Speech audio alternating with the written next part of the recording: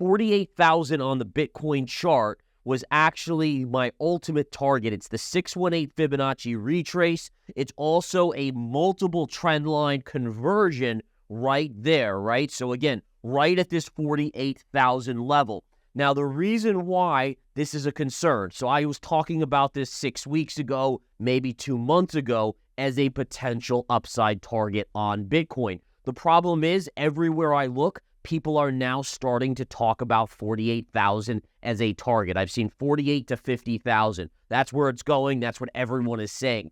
The one thing I've learned in my 20 plus years of trading is that when everyone talks about a level, it often doesn't happen. So just be aware of that. It kind of basically puts me in a perspective of maybe being a little bit more skeptical that that level will be achieved. But again, bottom line, we have Bitcoin continuing to hold up. Right now, it is hovering just underneath 42,000. And again, if we zoom in on 42,000 here, you can clearly see that, again, we're just pulling back fractionally. Now, again, in terms of being overbought, Bitcoin is short-term overbought. But again, if it consolidates here for a little bit, it's still continuing to see the potential of that spot ETF approval. But I will say this, folks. The higher it goes, and this is something I've learned the hard way in my trading career, the higher it goes into news, the more likely it becomes a sell the news event. So wherever it is, when that news hits, you're going to get some sort of spike. The algorithms will automatically buy, individuals will pile in, but the question is, once that initial pop occurs, will it reverse to the downside? And the more we go higher on this, the more I anticipate that happening. So again, folks, just a warning there on what Bitcoin could do. This is a great chart of Bitcoin dominance. Now, the reason why I want to hover on Bitcoin dominance is because it's something I said recently. All right, when Bitcoin dominance was right into this level right here, I said, guys, alts are topping here, and we're going to see Bitcoin start to take the lead. Now, you might say, well, how did Gareth know that? Why did he think that? And the answer is very simple, and I can explain it in layman terms so that everyone can understand it. If we take a look at the chart, it's very clear what's happened here, right? So again, here's your Bitcoin dominance chart.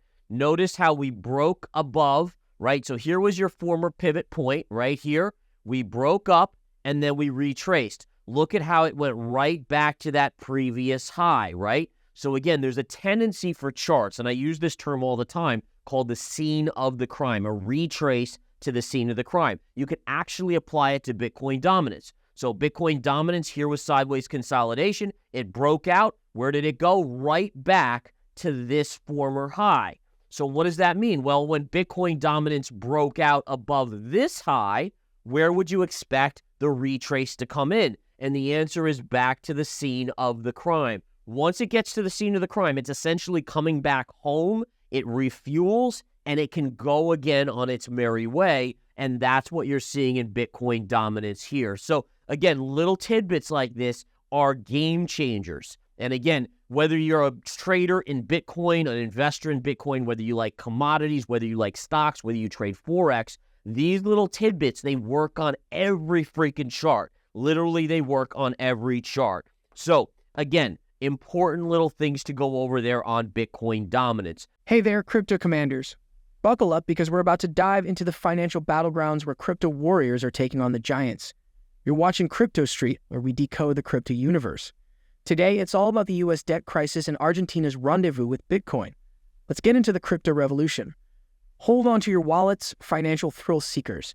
The U.S. has hit a mind-boggling $33 trillion in debt, and the situation is like a ticking time bomb. With interest payments on track to overshadow everything, including Social Security by 2051, it's panic mode. But wait, the cavalry might be coming.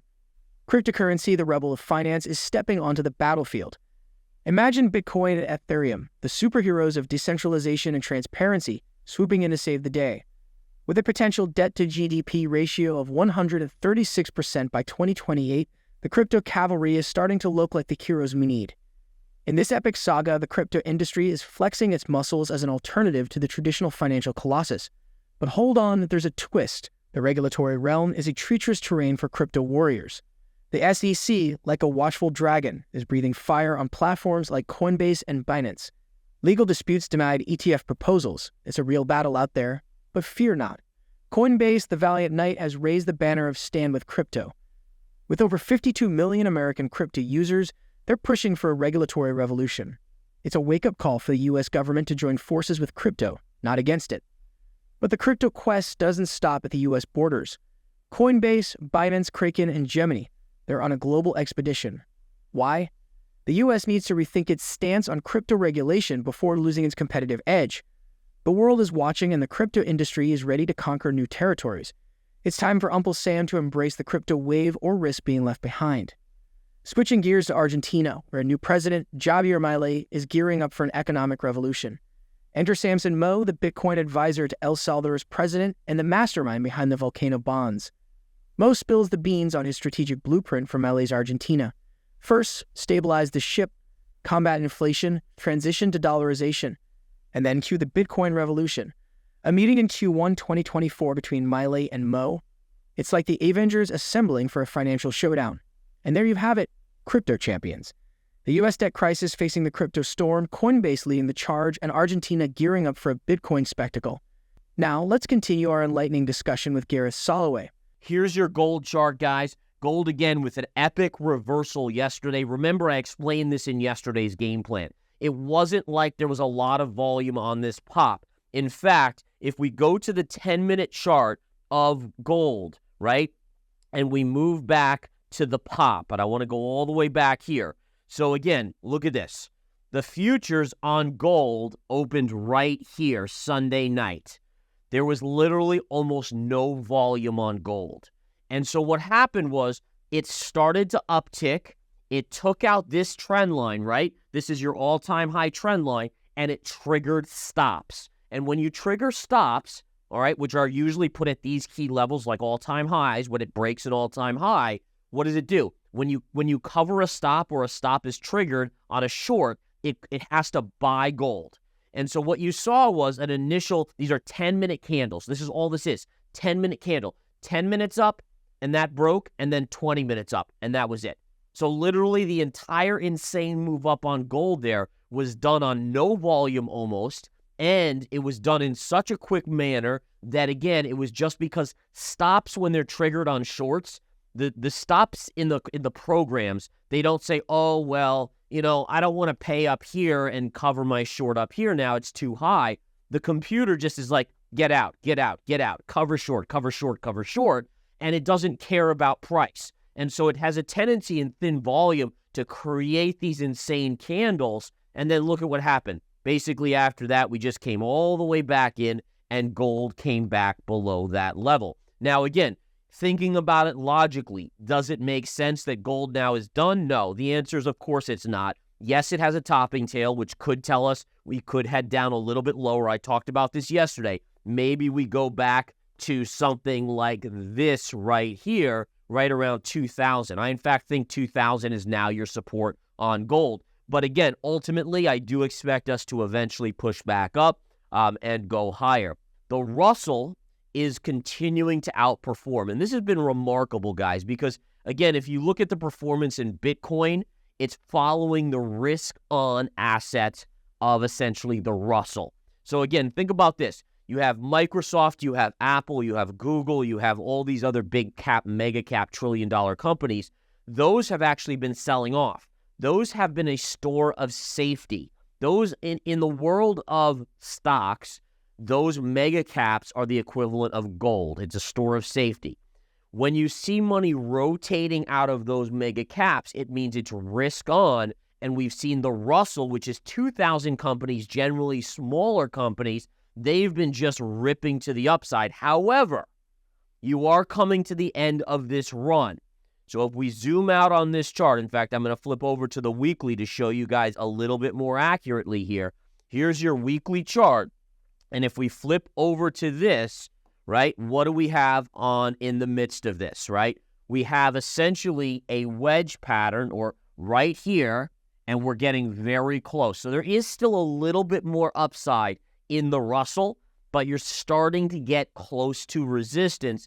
I think it's around 189. So it's about $2 away on the IWM. Now, on the other side, the question I have is we have a pivot low down here, which if we stretch to this, is now creating a secondary line. So again, do we hit here and check back down here? Or do we hit here and break out? Or do we hit here and then break down? And wedge patterns, again, when they're like this with two lines that are sloping up and down and meeting, right? Down and up sloping trend line, this is much more of a 50-50 play. What wasn't a 50-50 play, and I went into this in this game plan, is remember Bitcoin? Bitcoin had a flat top with an upsloping trend line. When you have a flat top and an upsloping, remember, this isn't flat top right here, then price tends to break out to the upside. Same thing for the downside. If you have a flat bottom and a trend line sloping down, what ends up usually happening? The flat bottom is the one that gets broken and you go to the downside. And when they're kind of both sloping, it's more of a 50-50, which makes sense, right? If this one's favoring the downside with the flat line on the bottom, this one's favoring the upside, flat time on the top. If both are angled, it's kind of evening itself out, and therefore it can be more of a 50-50. So we have to watch and see which way the Russell goes. I'm going to be honest, and you guys know this, I'm generally in the camp of skepticism, meaning that right now, the optimism in the markets is insanely high that the Fed is going to engineer some sort of a miraculous safe landing, even though they've raised interest rates at a velocity never before seen in history. And again, I'm just a doubter on this, and I think we will ultimately see a recession. The question is, how bad is it, and where is inflation? Because if inflation is still slightly elevated, let's say 3%, and by the way, we're right now still around 3.5% inflation. But if it's at 3% even, how much can the Fed really drop interest rates? I don't know. We'll find out. That wraps up today's crypto news highlights. Stay tuned for more updates, insights, and analysis from the world of cryptocurrencies. Please share your thoughts in the comments below. Don't forget to like this video and subscribe to our channel for more engaging content.